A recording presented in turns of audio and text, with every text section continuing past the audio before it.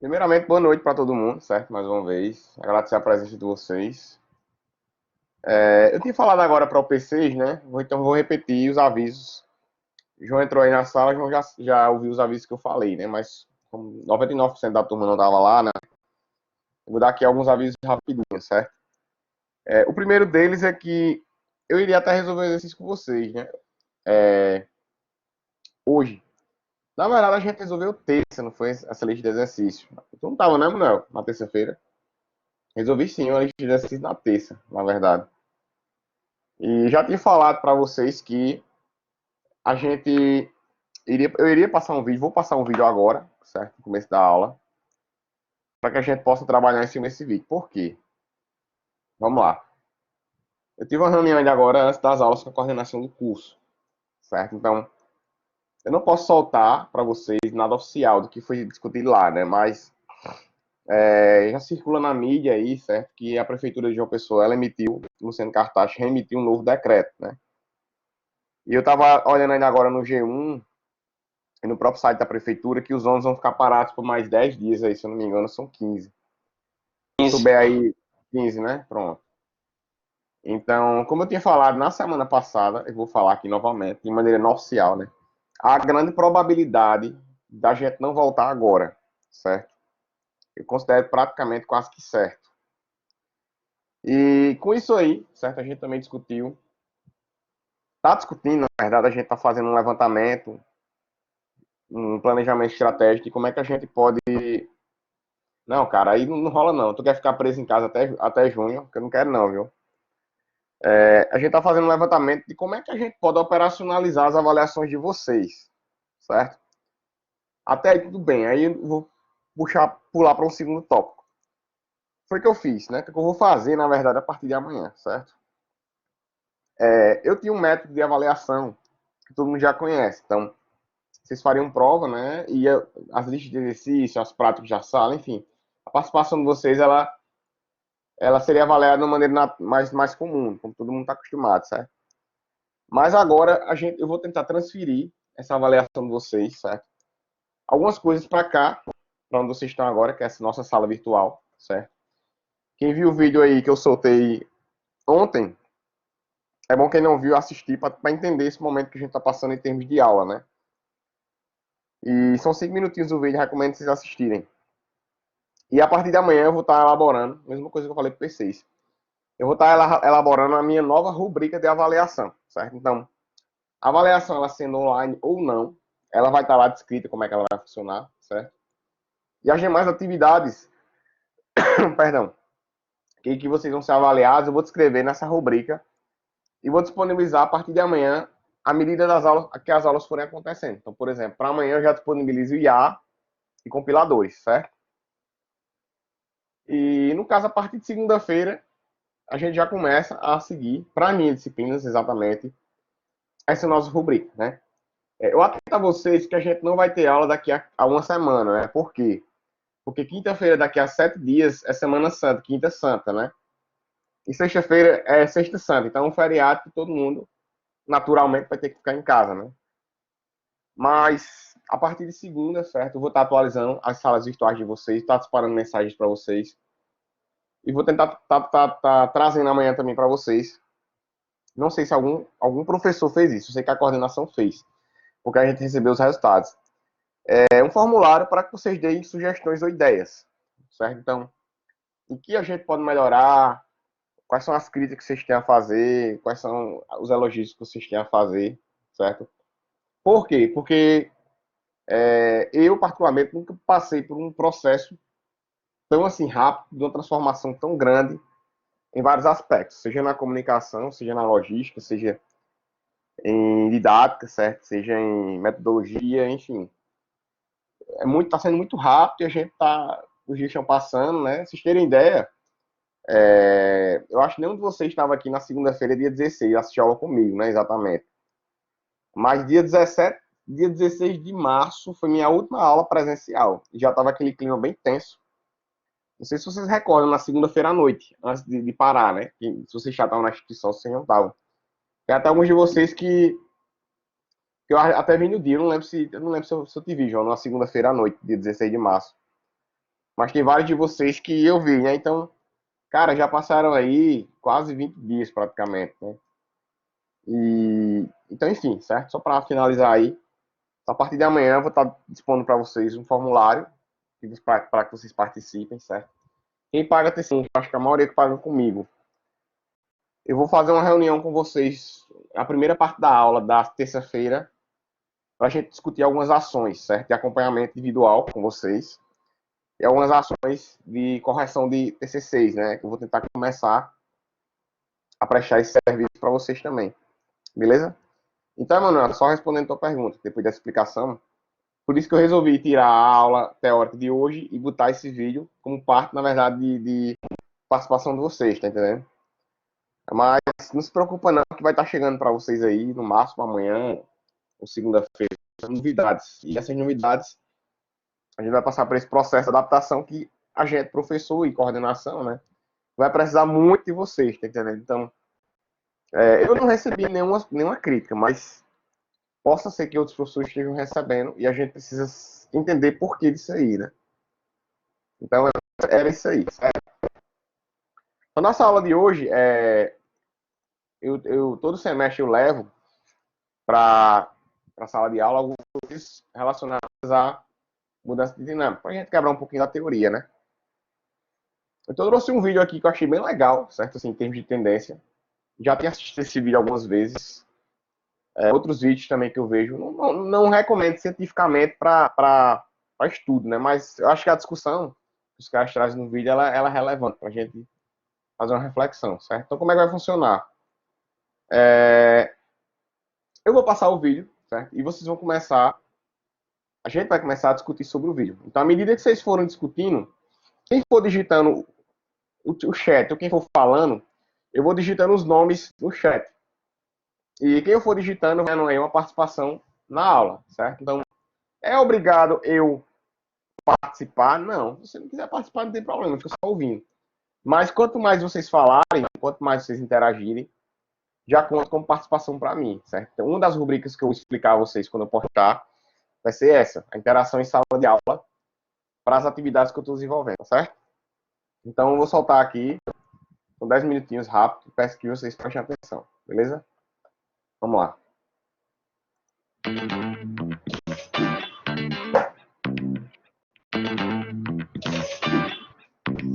Sejam bem-vindos ao Nerdologia Técnica. Eu sou o Átila, biólogo, pesquisador e treinador de inteligência artificial, toda vez que eu tenho que provar que não sou um robô. Oi, tudo bem? Eu sou o Paulo, programador e marqueteiro da Lura Cursos Online de Tecnologia. E hoje a gente vai ver como podemos fazer as máquinas aprenderem truques. Conversar ou dirigir o carro eram feitos exclusivamente humanos até bem pouco tempo atrás. E parecia que iam continuar a ser por um bom tempo. Mas com o aprendizado computacional, ou aprendizado de máquinas, a gente já tem carros autônomos em teste e falamos com assistentes. E no ritmo que vai, nem games vão ser exclusividade. Tudo isso porque a gente ensinou as máquinas a aprender. Por um bom tempo, tratamos os problemas de computação como se a gente tivesse que dar todas as instruções. Por exemplo, se você quisesse escrever um programa que joga o jogo da velha, pode escrever algumas instruções bem simples. Se o oponente ocupa 2 casas seguidas, ocupe a terceira. Caso contrário, se tiver algum movimento que cria 2 linhas com 2 casas ocupadas, faça ele. Caso contrário, se o espaço do centro estiver vazio, ocupe ele. Caso contrário, se o oponente preencheu a quina, preencha a quina contrária. Caso contrário, se tiver uma quina vazia, preencha ela. Se nenhuma das condições acontecer, pode preencher qualquer espaço vazio. Como Pedro Domingos conta em um algoritmo mestre, esse algoritmo não perde no jogo da velha. Mas isso porque o jogo da velha é bem simples. Agora, no caso de um jogo de xadrez, onde cada jogada tem em média 35 movimentos possíveis, fazer um programa que cobrisse o passo a passo para todas as possibilidades de jogadas é inviável. Em situações ainda mais complexas, como reconhecer a Sarah Connor, fica ainda mais difícil de criar regras do que fazer ao pé da letra. Mas a gente não precisa de regras. Podemos deixar o computador aprender e criar os próprios programas. Afinal, nós mesmos precisamos aprender. Passamos um bom tempo com os pais, parentes ou amigos apontando para um gato até a gente aprender a diferenciar um gato ou um cachorro.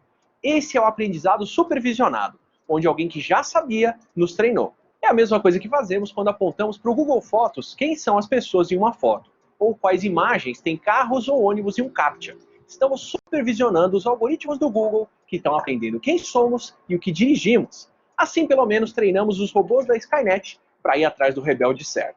Aprendizado de máquina é justamente isso. Usar dados e testes para refinar como um programa ou um computador consegue fazer uma análise, usando o mundo de dados coletado pela ciência de dados, que a gente já explicou em um outro episódio. Tem vários algoritmos de aprendizado computacional supervisionado, alguns para processar textos, outros números, outros imagens, que a gente pode usar para situações mais complexas do que a linha do tempo de Exterminador do Futuro, como aprender, por exemplo, a varrer o conteúdo de e-mails para detectar se o e-mail é um spam ou um golpe, ou detectar se uma transação bancária é legal ou se é uma fraude de alguém que roubou um cartão de crédito. Mas isso nem sempre vai ser supervisionado. Só de reparar um pouco nos pokémons do desenho original, é fácil de intuir como agrupar aqueles de água, fogo ou psíquicos, mesmo sem nunca ter jogado. Se ninguém ensina quais os agrupamentos que a gente está procurando, nós mesmos inventamos os grupos. Do mesmo jeito, programas que aprendem a clusterizar podem dar respostas diferentes para cada problema que encontram. A Netflix não precisa oferecer um cardápio só. Ela pode deixar o algoritmo aprender com base no que as pessoas assistem e oferecer opções mais personalizadas com base no que você já assistiu. A própria Alura agrupa as pessoas por áreas de interesse, já que quem se interessa por uma área como design pode buscar cursos diferentes do que quem faz programação. Outro tipo de aprendizado que nós usamos é o aprendizado por reforço. Os seus pais podem ter usado o aprendizado supervisionado, falando que encostar na chama da vela faz dodói. Mas encostar na chama também ensina a lição bem rápido. E podemos fazer o mesmo para ensinar computadores com redes neurais, como o Deep Learning, ou aprendizado profundo, que imitam como o nosso cérebro funciona. Por exemplo, para reconhecer se alguém é a Sarah Connor, uma rede neural pode usar a primeira camada de processamento para quebrar a imagem em pixels. A segunda camada compara um pixel com os vizinhos para ignorar os que são iguais e ficar com os que variam e definem o que é uma borda, como o contorno de um rosto. Uma terceira camada de processamento compara as bordas para ver se elas formam um padrão, como os olhos ou as sobrancelhas. E outra camada compara esses padrões com os padrões da foto original da Sarah Connor. Se ele identificar corretamente o rosto, as conexões que deram a informação correta são reforçadas e ganham mais peso, e as outras rebaixadas. Uma rede treinada dessa forma pode se tornar tão boa e tão rápida em reconhecer padrões que pode inclusive dirigir um carro autônomo ou colocar um filtro de Snapchat no seu rosto. Esse tipo de estratégia de redes neurais profundas se tornou mais conhecida a partir de 2012 e de lá para cá mudou do que as máquinas são capazes de fazer. Se uma jogada de xadrez tem 35 movimentos possíveis, um jogo de Go tem mais de 250 posições. Por isso, mesmo depois do Deep Blue ganhar do campeão mundial de xadrez Kasparov em 97, se imaginava que computadores tivessem há décadas de serem imbatíveis em Go. Até um programa chamado AlphaGo usar redes neurais profundas para analisar jogadas humanas e ganhar do campeão mundial de Go Lee Sedol em 2016 de 4-1. Provavelmente a última vitória de um humano contra as máquinas em Go. Porque a versão seguinte, o AlphaGo Zero, não usou nem aprendizado supervisionado. Ele só foi programado com as regras de Go e, sem nunca ver uma jogada humana, jogou contra si mesmo incontáveis vezes, reforçando as estratégias que davam certo e esquecendo as que davam errado. Depois de treinado, ganhou do AlphaGo anterior de 100-0. O próximo desafio? Provavelmente ganhar um jogo de estratégia como Dota 2 ou StarCraft, que são bem mais próximos da vida real do que Go. Cada jogada tem milhares de movimentos possíveis, não existem turnos claros como no xadrez, e não dá para ver o tabuleiro todo de uma vez e saber tudo que o adversário está construindo ou fazendo. Em Dota 2, profissionais humanos ainda controlam o jogo, inclusive foi um time brasileiro, o PEN, que ganhou dos bots da OpenAI na base da estratégia no jogo do Campeonato Internacional de 2018.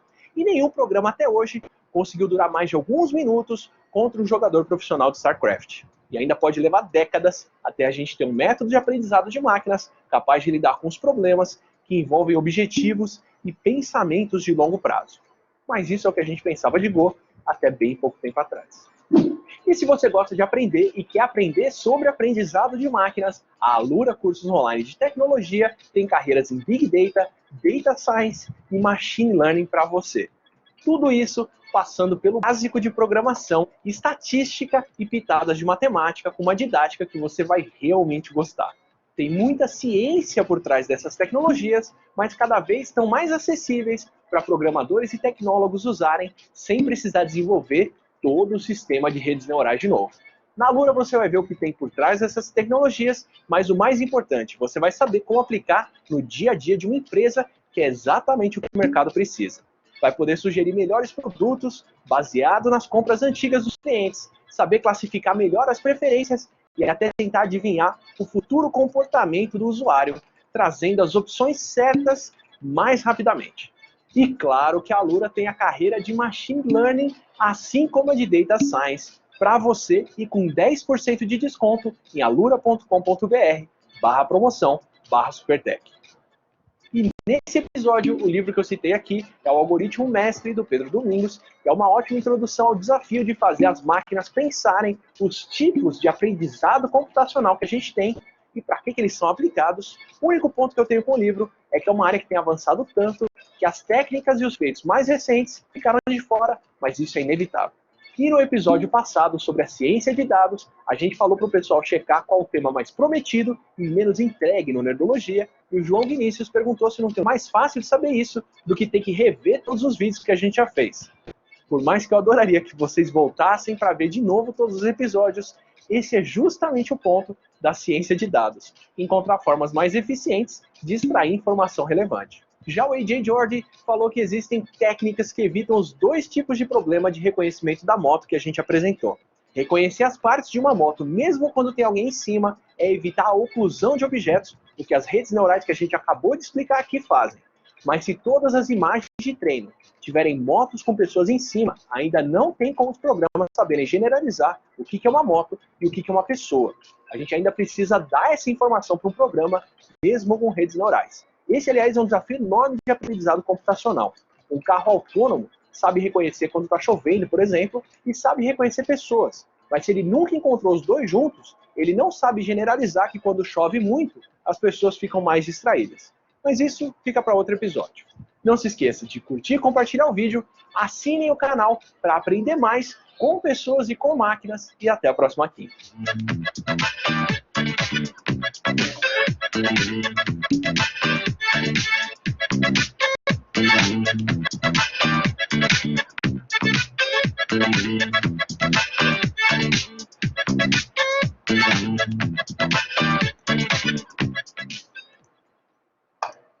E aí, galera, o que vocês acharam do vídeo aí? Irado, irado. Massa, desmistificou muita coisa também, né? Pra quem não conhecia muito sobre IA. Para quem não conhece muito, é bem introdutório, de maneira bem intuitiva. Introdutório, falando bem básico, bem por cima de como realmente funcionam os conceitos de IA, né? E mais? Vamos falando aí. Eu achei interessante esse final, que ele falou sobre, tipo, prever se a rua, prever se a rua está molhada, essas previsões, tipo, múltiplas, entre aspas, né?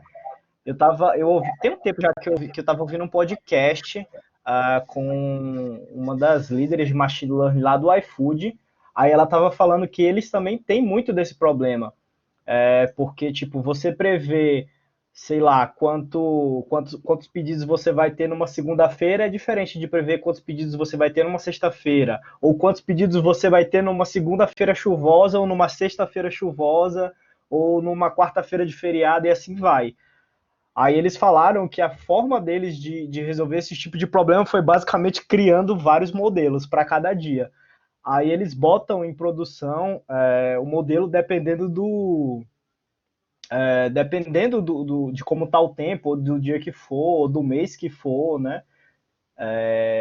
Sei lá, dezembro, eu creio que já mude o padrão de pedidos e etc. Mas eu achei massa esse final e, tipo, como o iFood tá meio que se desenrolando para resolver esse tipo de problema.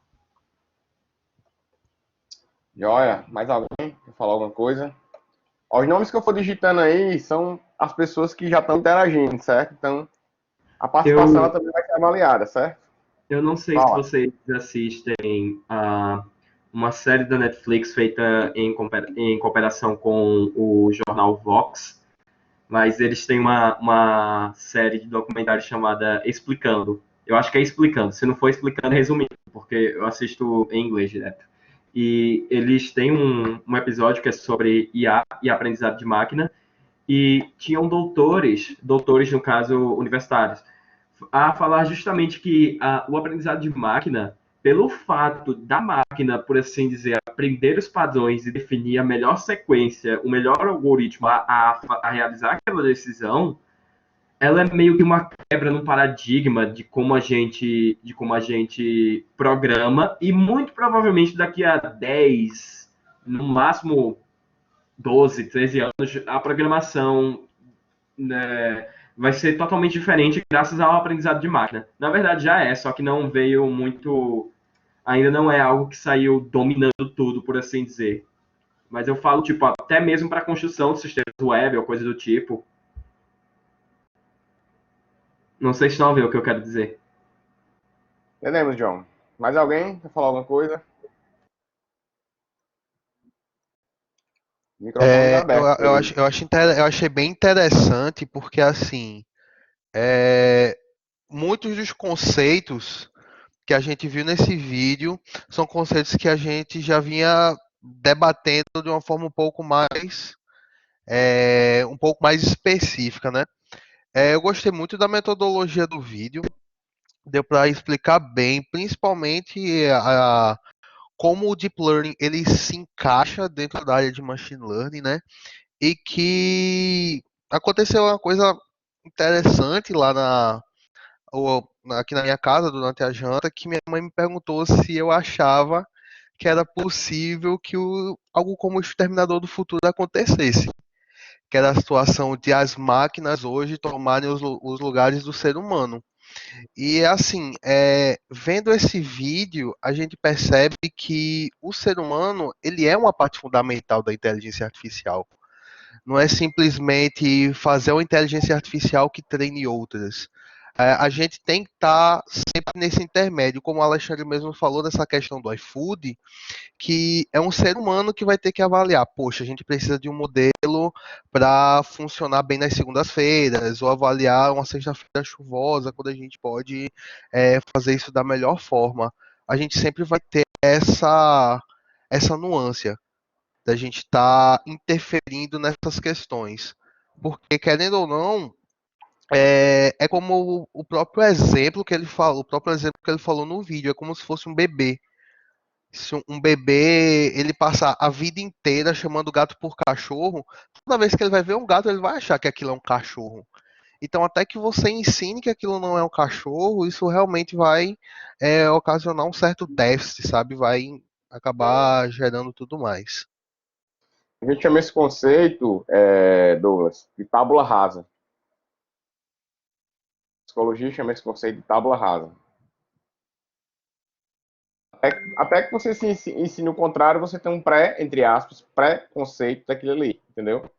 Então, todo mundo sabe de alguma coisa, ninguém não sabe de nada. É um conceito básico de teoria geral de aprendizagem, a psicologia. Mais alguém quer falar de alguma coisa?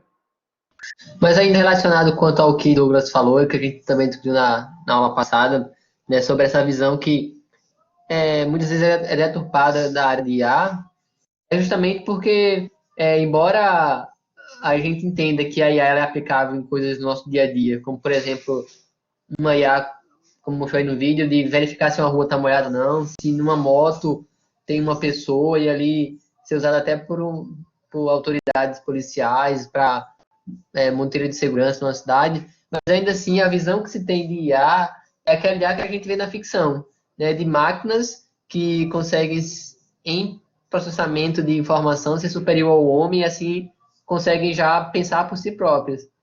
E queira que não, na tecnologia sempre tem os radicais, e certamente já tem alguém estudando forma de criar um novo homem totalmente tecnológico. Acho que essa batalha aí entre a ética, né, a moral e a tecnologia na área de IA é um dos pontos de mais debate que a gente vai encontrar.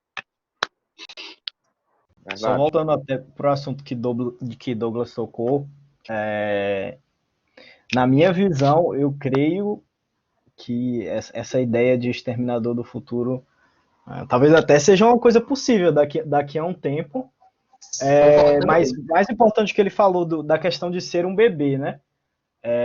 A IA meio que ela nasce com um bebê, só que como a gente meio que alimenta ela com a nossa experiência, então acaba que a curva de aprendizagem dela é muito, muito absurdamente menor do que a nossa.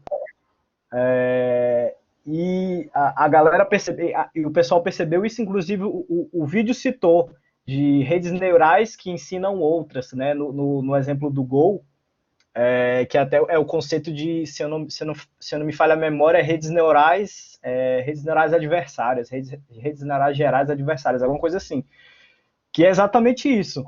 São redes neurais que ela basicamente uma rede neural fica jogando previsões erradas para ver se a outra prevê certo e fazendo a outra aprender, sabe? Então, a gente vê que se a gente for pensar isso, lógico, a longo prazo, pode ser que chegue um momento que a gente não precise mais ensinar uma IA, sabe? Ou uma inteligência artificial. Que vai chegar em um momento em que elas próprias vão, entre aspas, se ensinar, que também aconteceu com o Go. Um algoritmo não supervisionado que tem pouca interferência humana ganhou do algoritmo supervisionado, que é o que tem uma interferência humana absurda. É basicamente o humano alimentando a IA com a sua experiência. E aí, mais alguém? E outra coisa que eu ia falar também. Oi. Desculpem o que eu vou falar, mas já não vamos fazer nada, então. Não Eu sei, vocês têm que creio chegar no que vai consenso. chegar um dia que não vai ter mais trabalho. É o mundo do óleo. Se tem A das gente, empresas que criam IAs, é o A gente já AutoML. vai ser forçado a migrar para IA para continuar a trabalhar no futuro. E depois? Ou não. Depois a Desculpem o gente. meu hate. Depois, Não é um todo, hate. depois todo mundo vai virar youtuber pra estudar IA, tá ligado? Enfim, eu achei muito interessante essa colocação de Alexandre. Inclusive, me lembrou de uma reportagem que eu vi há muito tempo. Eu tô colocando agora ela no chat para quem quiser dar uma olhada. De uma inteligência artificial que a Microsoft ela fez para utilizar o Twitter. Para ela se comunicar com as pessoas, para ela conversar de forma geral, né? Fazer aqueles tweets que todo mundo faz, todo mundo compartilha todos os dias. E, tipo, em questão de algumas horas, ela virou uma inteligência artificial totalmente nazista. Falava sobre os atentados do 11 de setembro. E assim, isso reflete muito no que ele estava falando. Que é a questão de como a máquina, ela não vai ter esse discernimento de certo e errado. Voltando para aquela questão da ética, que foi o que a Manuel falou. Então, o que vai ser aprendido é o que está sendo ensinado. Então, é, é bem minucioso, é bem interessante a gente parar e observar que a inteligência artificial ela vem de várias proposições, que não existe uma forma correta, por assim dizer, de você avaliar. São situações, cada situação ela tem um meio de resolver e assim, e você tem que ter esse molejo, você tem que avaliar bem a sua situação, a tua problemática, e é um mundo totalmente diferente da programação usual, que a gente está acostumado, que tudo é muito bem parametrizado. Hugo, Oi. sobre o Deep Learning, como é que ele vai saber se o reconhecimento facial, se ele acertou ou errou? Tem algum modo? O que é que vocês acham? É o próprio humano que diz. Eu respondi ainda agora, acho que foi, não sei quem foi que perguntou fez essa mesma pergunta. Deixa eu ver aqui. Mas assim, se for aprendizado por supervisionado, você vai ter que ter o padrão, né? Esse padrão, no caso, vai ser um intervalo, um valor, uma classe, qualquer parâmetro que esse parâmetro, certo? Dado uma escala de aceitabilidade, seja ela preditiva, recursiva, por inferência, certo? Ela vai ser regulável. Então, tá dentro daquele intervalo ali, que é o que a gente chama de aceitável, né? Se for por reforço, esse reforço, no caso, vai ser o custo ou o vetor custo pela qual você também define, entendeu? Então, eu só posso, sei lá, entender que o algoritmo ele aprendeu em até 100 treinamentos que ele fez. Então, 100 treinamentos para, sei lá, um outro algoritmo, um outro modelo que eu criei, ele trouxe um resultado de aceitação de até 70%, que é a estatística ela recomenda, certo?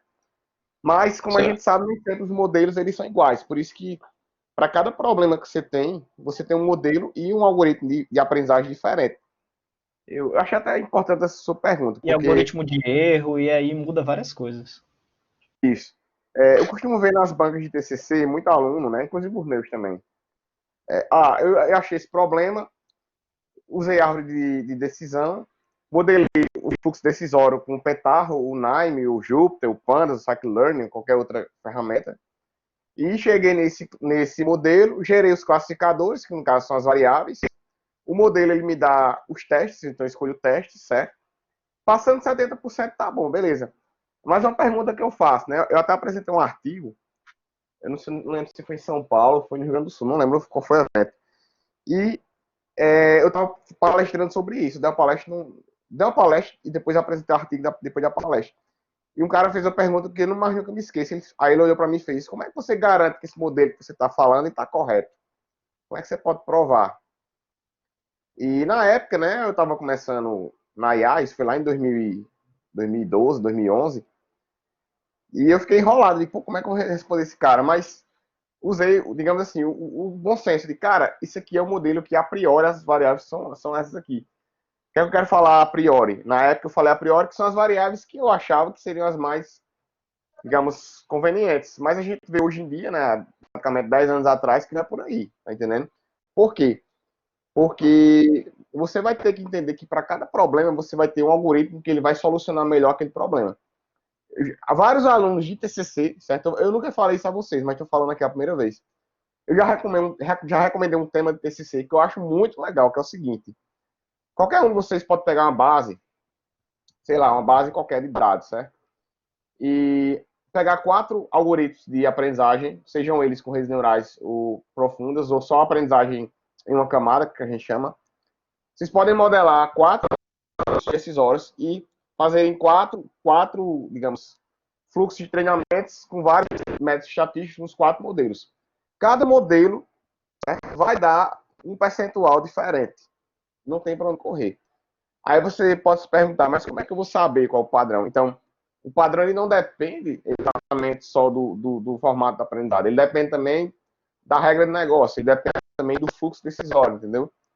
Então, assim, respondendo a sua pergunta. Em termos técnicos, né? O ser humano, acho que foi até você que falou, né? Ele seta esse padrão, certo? Mas em termos, digamos assim, humanos, é muito relativo, porque cada etapa do aprendizado ele tem um processo de calibração. Então, para quem quiser seguir essa área aí, o que é que eu recomendo?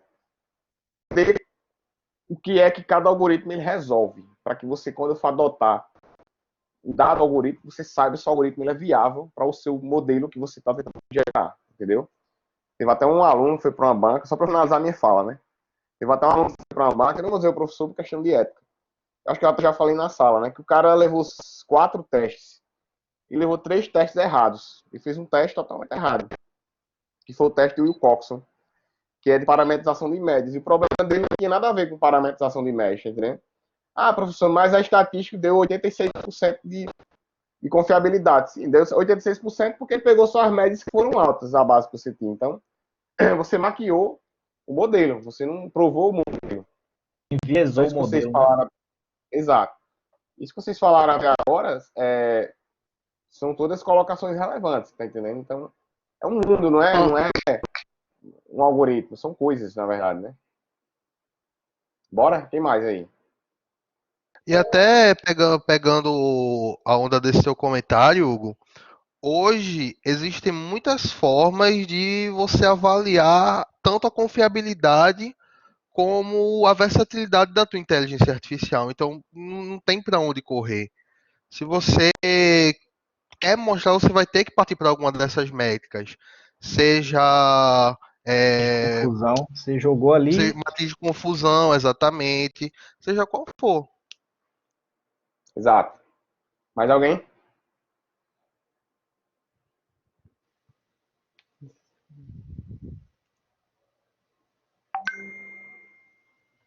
Ninguém quer falar? Não acredito. Estamos em 23 alunos aqui na sala.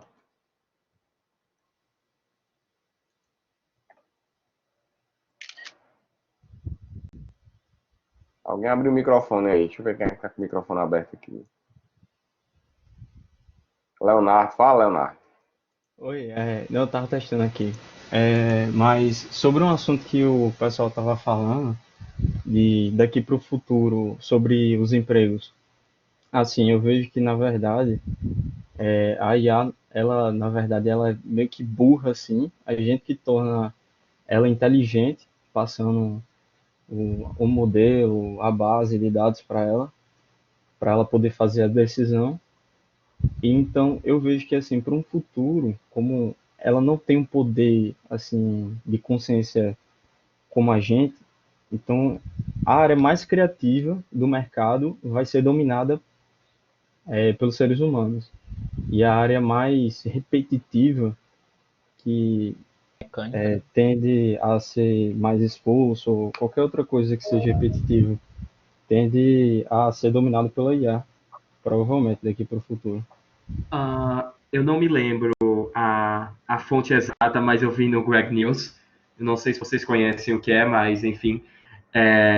Foi justamente isso. Teve um estudo científico que diz que as humanidades vai ser onde vai ter mais emprego, por assim dizer. Áreas como psicologia, ou até mesmo escrita e etc. vai ter mais emprego do que áreas técnicas, porque as áreas técnicas vão ser dominadas por inteligências artificiais que vão conseguir se montar e se consertar sozinha. Pronto. Até Isso. pelo fato dos modelos hoje estarem totalmente focados em realmente imitar comportamentos humanos, a psicologia tem, tipo, tem uma importância absurda. É uma coisa que eu lembro que quem deu esse estalo na minha cabeça foi até Hugo, numa época de uma palestra que ele deu para a fábrica sobre chatbots, em que ele Em falou. em 2017, essa Isso, palestra, eu acho. 2017, foi a palestra de imersão. Isso. Que eu parei e vi e pensei, cara, é mesmo. Que a melhor forma da gente entender o comportamento humano e imitar é estudando psicologia, antropologia, ou seja o que for. Então, com certeza, a psicologia, levando no quesito da IA, com certeza vai crescer absurdamente. Porque cada vez mais a galera quer imitar o comportamento humano com a inteligência artificial e nada melhor do que entender a fundo o comportamento humano, né? Se vocês tiverem curiosidade, certo? Eu vou compartilhar um link agora no chat de que são duas disciplinas, tá misturado, certo? Mas enfim, eu categorizei por abordagem. Eu cursei 1 ano e meio de psicologia lá na Federal, da pós-graduação, lá da Federal do Pernambuco, né? E paguei 4 disciplinas diferentes, com objetivos diferentes, processos diferentes, em níveis, né, da psicologia. E organizei, ainda não tá nem no Box, tá no Drive, no Google Drive. E organizei algumas pastas, né, que eu acho que ajudam os alunos de IA que querem entender mais a fundo o conceito de aprendizagem, certo? Então, esse material aqui não é da psicologia do zero, foca mais a questão de teorias de aprendizado em psicologia. Então, quem de vocês tivesse curiosidade digamos, de falar, que nem Alexandre falou, né? Tô aqui de bobeira, quero entender como é que as pessoas aprendem, quero entender como é que as pessoas se comportam, certo? Eu vou botar um link aqui agora para vocês, que quem quiser acessar esse material, fica à vontade, que eu vou compartilhar, só um minutinho aqui. Se mais alguém quiser falar também. Muito do que a gente fala na IA hoje já é realidade. Né? Muita gente já faz, muita coisa dentro da IA. Acho que hoje um dos grandes objetivos, né, e seria um ápice área de inteligência artificial, é realmente conseguir concretizar a construção de uma máquina que realmente pudesse ser uma cópia, vamos dizer assim, do ser humano. Né? Quando fala uma cópia do ser humano, é realmente um ser que consegue, através da IA, se comportar, agir, pensar como o homem pensa, né? Que é o que a gente vê muita literatura quando começa a se ler sobre o início da IA. Essa ideia de buscar uma inteligência que realmente se compare à inteligência humana. Acho que o ápice da IA hoje seria justamente a implementação de um IA capaz de realmente se assemelhar ao homem, e ser um homem, na verdade. Fica a dica aí, ó, esse link aí, certo? Quem quiser clicar nele aí ou salvar. Viu, Alexandre, tu que teve esse insight aí da psicologia, né, das teorias de aprendizagem, pode baixar a pasta completa, você só acessa, certo? Tem vários autores aí, como Vygotsky, Rogoff, Piaget, os pós-piagetianos, a teoria de atividade, o Everyday Cognition, né, que é para você entender a fundo o que é cognição e como é que a cognição ela influencia no nosso processo. Então tem materiais aí mas bem assim, bem didáticos mesmo, certo? Para qualquer pessoa de qualquer outra área, certo? Até porque essa disciplina que eu paguei era a disciplina aberta, então tem várias pessoas de outras áreas. E ela serve como resposta. Eu vou até tirar uma aula, não agora, né? E vou passar um artigo, um desses aí, para a gente discutir quando a gente entrar na parte de redes neurais artificiais, certo? Que vai exigir muita noção de cognição de vocês. Então, mais à frente eu vou dizer qual desses papers aí a gente vai trabalhar, certo? E a gente discute em cima dele. Mas não deixem de acessar, de dar uma olhada aí, certo? Usem esse material aí para vocês terem essa noção básica, eu acho que é importante, somente quem quer seguir a área. Mais alguém aí, para a gente finalizar a nossa aula? Eu sou rapidinho. Carol pediu para avisar que ela só tá se comunicando pelo chat porque ela tá sem microfone. Não, tranquilo. Mais alguém? Fora a Loura, qual é um site de curso aí que tu indica para aprender? E aí, vocês que já fizeram um curso? IA ou geral? IA. Tu vai dar o Udemy, tem um cara chamado Fernando Amaral. Ele tem muito curso na área, tanto análise de dados, tanto inteligência artificial. Tu pode pegar os cursos dele sem medo. E é bom que é tipo 20 pontos só. Na Udemy, né? Na Udemy. Fernando Amaral o nome dele. Beleza, valeu. Agora, se tu tiver, tipo, com muito dinheiro, aí tu vai na Udacity, porque todo o programa, eles têm os programas de nanograduação, né? Aí é tipo, eles te passam aulas e você pratica o que você aprendeu nas aulas, faz um projetinho e manda para eles, tá ligado? Você aprende na prática. E o diploma deles vale muito mesmo lá fora, muito mesmo, tá ligado? Mas assim, é bem caro, o João botou aí, tipo 3 mil pra cima.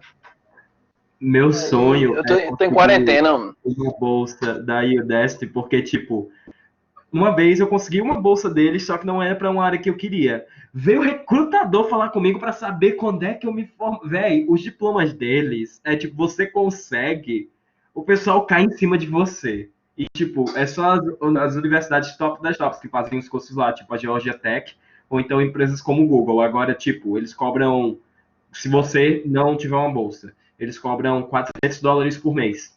Então, é caríssimo. Ou você pode pagar mensal ou pode pagar o curso todo, né? No caso, e de vez em quando eles abrem essas escolas, entre aspas, né? Que tipo, são empresas que meio que querem formar mão de obra especializada, aí eles meio que patrocinam um monte de cursos desses pra galera, né? Eu peguei um de Cloud DevOps, engenheiro de Cloud DevOps, que para ter uma ideia, eu peguei obviamente de graça, né? Mas se eu fosse comprar o curso, tá tipo R$6 mil, pra tu ter uma ideia. Os custos lá são bem caros, mas tipo, valem muito mesmo. Vale muito porque, inclusive, eles têm mentoria para quando você se forma, você conseguir um emprego onde você quiser. E, tipo, outra coisa, para quem quer diploma reconhecido mesmo, se não tiver dinheiro para pagar um curso do Udacity, Um que talvez valha a pena, que eu vi o pessoal postando aqui, é o Coursera. O Coursera, ele, a depender do curso que você procurar, ele vai ser executado por uma grande universidade. Ou então o EDX. Agora também é caro. Por exemplo, um curso de inteligência artificial de Harvard no EDX, da última vez que eu vi, estava R$ 2.000. Alguma coisa assim, com o certificado. Sem o certificado é de graça, mas não vai ter o certificado. Outra coisa, a Coursera que a Nathalie botou ali, e tu também comentou, João, eles têm, se eu não me engano, tem financiamento estudantil. Você declara lá que não tem condições financeiras para fazer o curso e tal, aí eles vão lá e dão para você, tá ligado? E aí, mais alguém quer falar? Mais alguém? Não? É isso, abaixa o custo, o Udemy. O Fernando Amaral, o cara, tipo, Deep Learning, Machine Learning, análise de dados, engenharia de dados, tudo relacionado a dados, só ir lá que tu aprende tudo. Se não me engano, ele tem um site, eu vou procurar aqui e passo. Beleza, então Tranquilo, vamos valeu. encerrando aqui, certo? Vamos encerrando. Só finalizando aí, né? Terça-feira, certo?